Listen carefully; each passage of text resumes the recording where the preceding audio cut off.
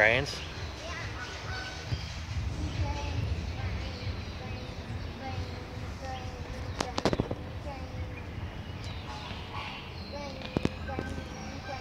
This guy's leg is tired.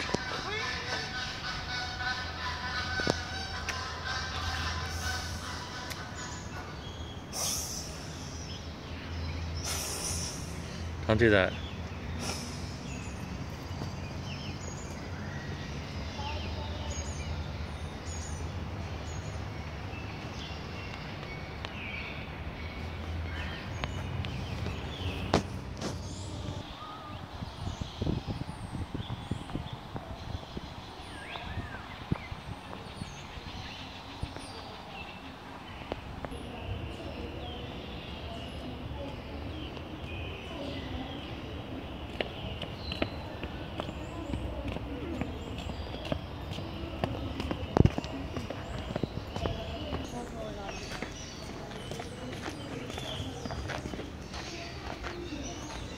Blue-winged kookaburra, very aggressive.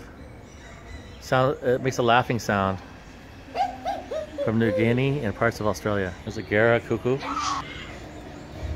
This is the largest pigeons in the world. Gray peacock pheasant. The largest pheasants in the world. Not pigeons. There's owls. We like to party. We like to party. We like to party. It's a violet Tarako. Very common crow, it's called a pied crow in Africa. There's some toucan Sams. There's a Toko toucan. Look at the bill on that. Beautiful bills. There's a show going on. These are huge silvery cheeked hornbills. Very large birds. Next door is somewhere African Harrier Hawk. He's back there. Little girl like this would actually be able to teach a snake up to a meter in length. Yeah, where that goes in a tiny little tummy of hers, don't ask me, I'm not too sure how it actually goes in. But the process, however, is quite simple.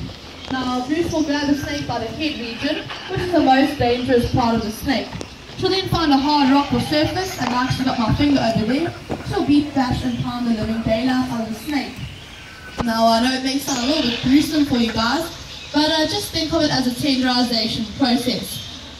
Obviously, Bruce doesn't have a knife and a fork, she doesn't have teeth either, so she needs to tenderize the bones of her prey, so she can therefore swallow it down whole. So that is a very special adaptation. Now you also see Bruce is quite fluffed up on stage. It's not because she's cold, it's not because she's trying to be cute. What she's actually trying to do is she's realized she's out in the open now, not in her safe environment backstage. So if any predators could be flying overhead today, she needs to make herself look a lot bigger so she can protect herself from any of those predators that might want to have her as a meal. Alright, but short, simple little routine from Bruce. I hope you guys have enjoyed it. She's going to do a last little flight over here. Yes, Bruce, you can take one last please. Yes, Bruce, you can do it. Yeah, over there, over there. Yes, there we go. You can see her. Come on. Okay, Bruce likes to take her time. She takes about 45 minutes. I hope you guys got time for that. Yeah, there. That's the audience. That's Cindy. You can do it, Bruce. No, she says no. Round of applause. There we go. That does it. And his name is Sinbad. Now, Sinbad's going to be coming quite close, but I need to make a quick safety announcement. There he is.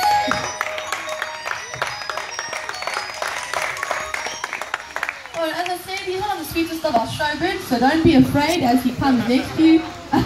Alright, you don't need to worry. Okay. Now, basically, you'll notice that Sinbad's quite quick out on stage. And we don't want you to think we starve any of our birds here at show. The reason he actually is so fast... Sorry, Sinbad, are you scared of that? Alright, he'll be okay.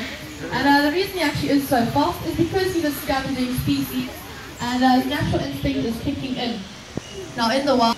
And the reason for this is he'll be sticking his head in and out of a carcass, and he'll want to keep it as clean as possible. So obviously what they've been known to do, people think they're quite dirty birds. What they've been known to do straight after having a meal is they find a little watering hole or a puddle, and they'll then go and give themselves a bath. So actually, being the scavenging species they are, they do try and keep themselves nice and clean in the wild. Now you also may have noticed that Sinbad has these beautiful white legs. And I know he may need a little bit of a suntan, but the reason for this white leg is actually a scavenging species whatsoever. So basically what I was saying is what the urination does down his legs is it protects him from any diseases in the wild. So a very special adaptation. Now Sinbad is really in a rush to get onto this thing this morning, so I'm going to explain what he's doing. If you can imagine my hand being the eye socket of a carcass, this is what Sinbad would actually be doing, using that long hook beak to rip out and strip down those lovely eyeballs.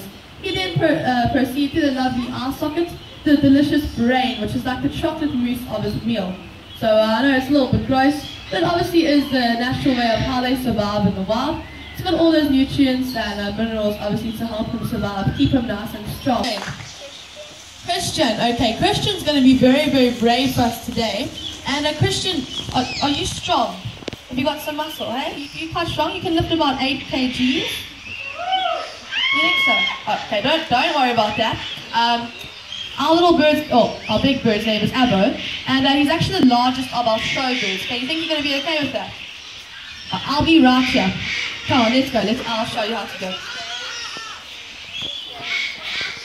Okay, Abo is actually the smallest of our show birds. Normally we try to trick everyone and say he's the largest, but Abo is the cutest and smallest. He's only about this big. You think he can handle that? What he's gonna do? Excuse me, I'm in the middle of a show here. Anyway, what Abo's gonna do is he's gonna fly from that doorway. He's gonna land on your hand, eat whatever's in the bowl.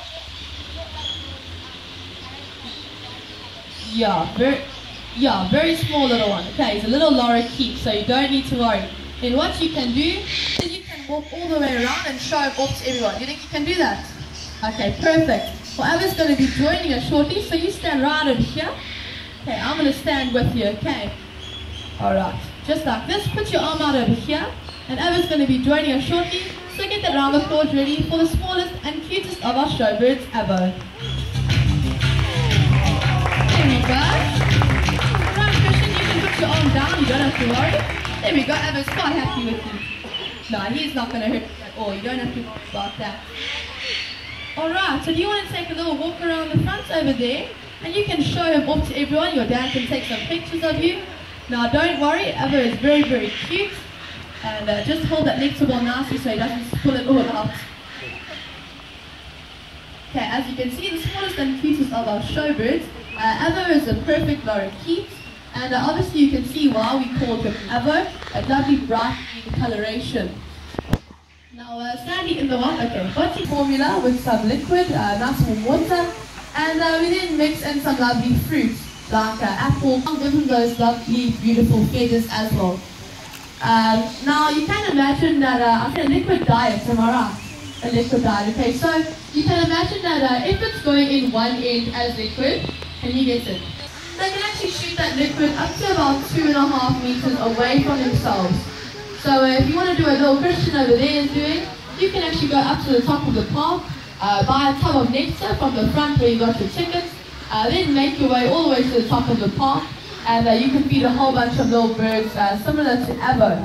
Just one little bit of advice is when you go into that aviary, you may want to keep, you'll notice he's finished up his food quite quickly, and the reason for this is he's got a very specialized little tongue.